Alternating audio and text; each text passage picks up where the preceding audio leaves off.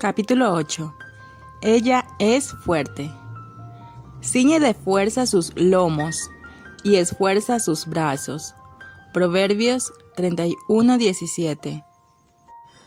Los ejercicios con los que más lucho cuando voy al gimnasio son los de brazos. Cuando tengo que hacerlos, escojo las pesas más livianas, que aún así siempre dejan mis brazos temblando. Esa mujer B ciertamente era más fuerte que yo. Ella cargaba todas sus compras del mercado, caminando largas distancias. Puedo imaginar cómo ella estaba en forma. Pero esta no es la fuerza a la cual la Biblia se refiere aquí. Sino alguna de nosotras tendría que pasar el resto de su vida en el gimnasio. La fuerza física tiene sus ventajas, pero llega a ser una necesidad para muchas nosotras, especialmente para aquellas que tienen hombres fuertes en casa, como un marido o un hijo. Gracias, chicos, por ayudarme siempre. Sin embargo, la fuerza espiritual es una necesidad que todas nosotras tenemos, tanto las fuertes como las débiles físicamente. Cuando la vida nos da un golpe, nuestra fuerza física es inútil si no estamos en buena forma espiritual.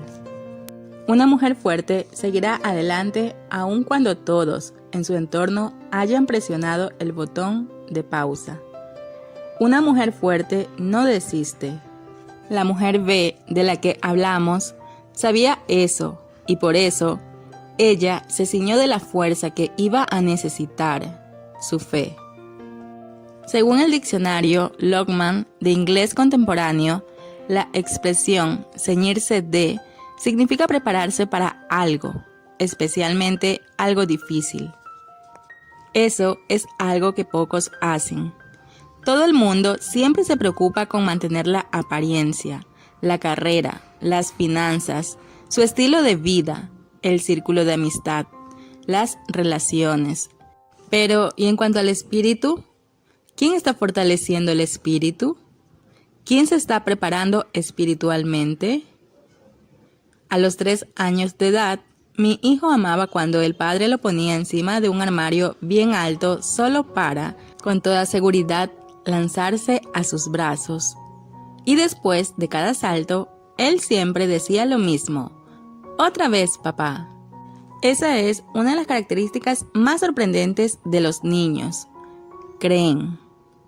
Ellos ni piensan en la posibilidad de caerse fácilmente de los brazos del padre. Eso ni pasa por su mente. Mi hijo creía tanto en su papá que ponía su miedo de lado y simplemente saltaba. Él creía y eso lo hacía lo suficientemente corajudo como para saltar. Una de las cosas más fáciles que puedes hacer es creer.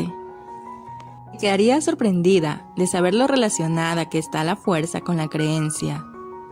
Cuando no crees en ti misma, es cierto que fallarás en todo lo que hagas. Todo el mundo sabe eso. Es uno de los dichos más conocidos, pero raramente es practicado. Razón por la cual la persona no cree en sí misma es simple: tiene una mente débil. La mujer que tiene la mente débil absorbe cualquier pensamiento malo que le soplan. Ya no es la única que tiene malos pensamientos, pero es del tipo que los acepta. Todas nosotras tenemos malos pensamientos de vez en cuando, por lo menos una vez por día. Eso sería en un día bueno. En las puertas de nuestra mente. No tienes que darles importancia. No necesitas ni siquiera notar su presencia. Siéntete a gusto para cerrarles la puerta en la cara. En realidad, si quieres protegerte a ti misma y a tu familia, es exactamente eso que debes hacer todas las veces que golpeen tu puerta.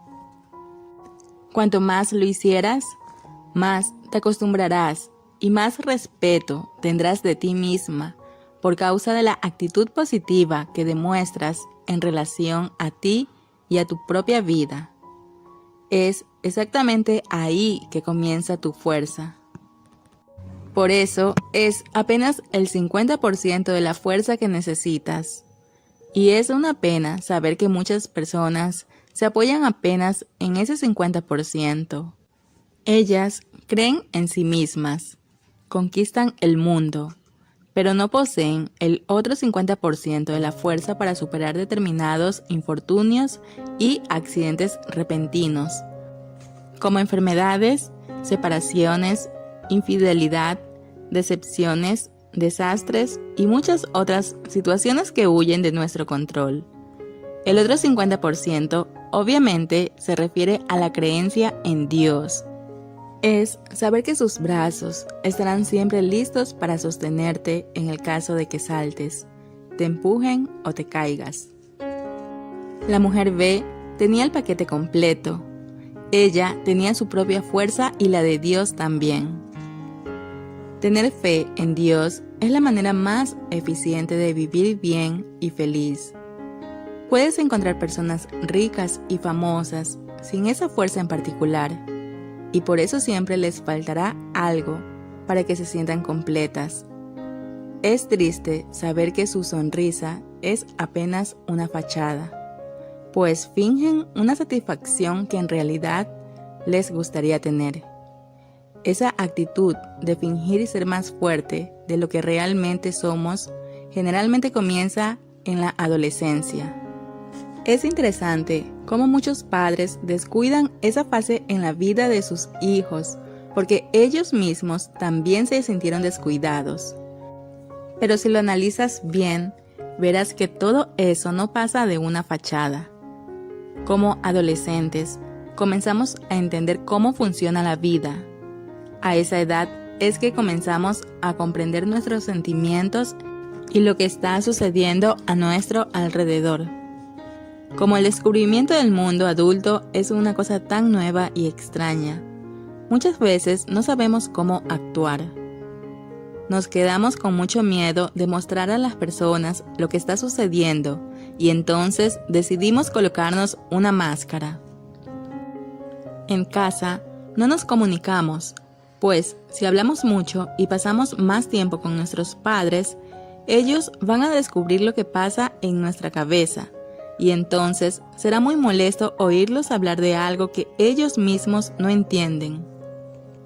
En la escuela procuramos encajar y como las personas no nos conocen tan bien como nuestra familia, mentimos sobre nosotros.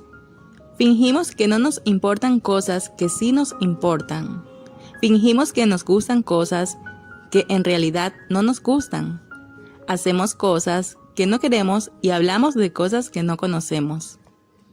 Ahora, imagínate a todo el mundo haciendo eso al mismo tiempo. No es de espantarse que las adolescentes estén tan desvalorizadas. Los adultos las juzgan equivocadamente. Los adolescentes, de un modo general, y la mayoría de las veces, están a un paso de hacer exactamente lo opuesto de aquello que los adultos les aconsejan. Quieren conocer el mundo, cometer sus propios errores y aprender a vivir a la manera de ellos. Y aquella bolita de nieve luego se torna una avalancha. Esas jóvenes mujeres creen en sí mismas lo suficiente como para dejar sus familias, vivir una vida independiente y lanzarse rumbo a un futuro incierto. Pero la fuerza de ellas está apoyada en su pequeño ser que es sujeto a errores y decisiones equívocas. No siempre la vida va a ser como a ellas les gustaría que fuera, y muchas de ellas acabarán viviendo la misma vida de sus padres. Y así el ciclo continúa. Ellas crecen e intentan dar a sus hijos los mismos consejos que sus padres intentaron darles cuando ellas eran adolescentes. Pero sus hijos se comportan exactamente de la misma forma que ellas se comportaron. Y la vida continúa siendo aquella triste historia sin fin. Si una fe activa hubiese sido incluida a lo largo del camino, las cosas habrían sido diferentes. Su fuerza habría sido suficiente y ellas habrían evitado el ciclo de desastres. La fe activa no es del tipo de fe que comúnmente vemos a nuestro alrededor. No se trata de ser religioso o de ir a la iglesia todas las semanas. Tener una fe activa es tener una relación con Dios. Tú lo conoces, hablas con Él, lo oyes, haces su voluntad, vives de acuerdo con sus deseos, lo sirves.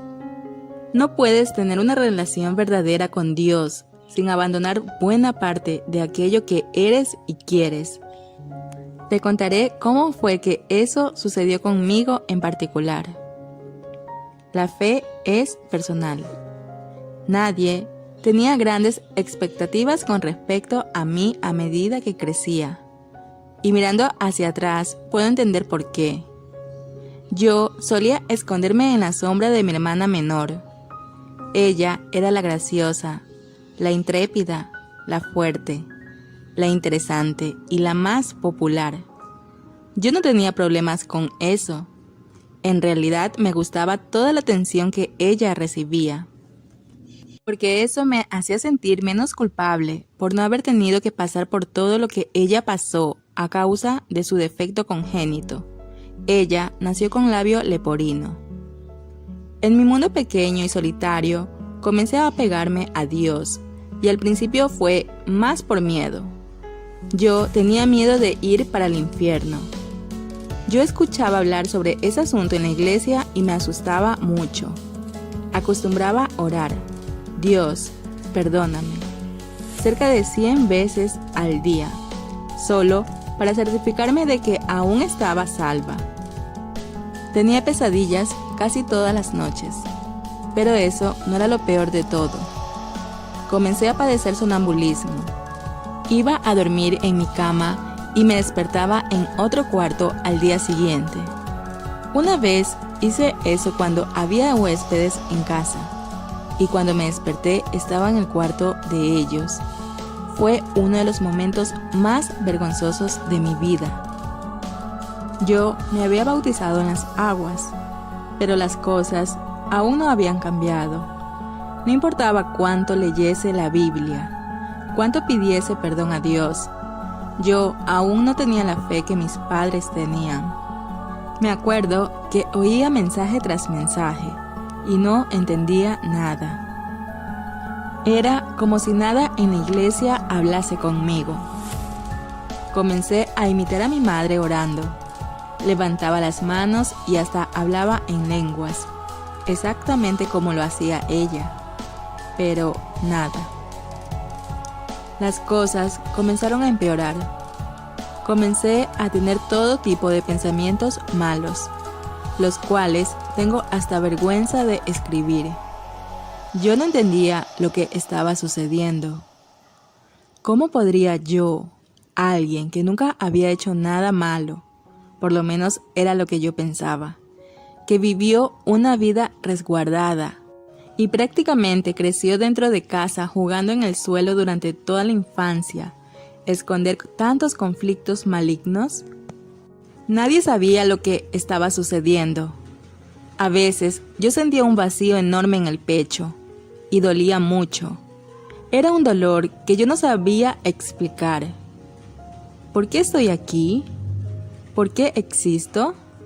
¿Y Dios existe realmente? Eran apenas algunas de las preguntas que me atormentaban.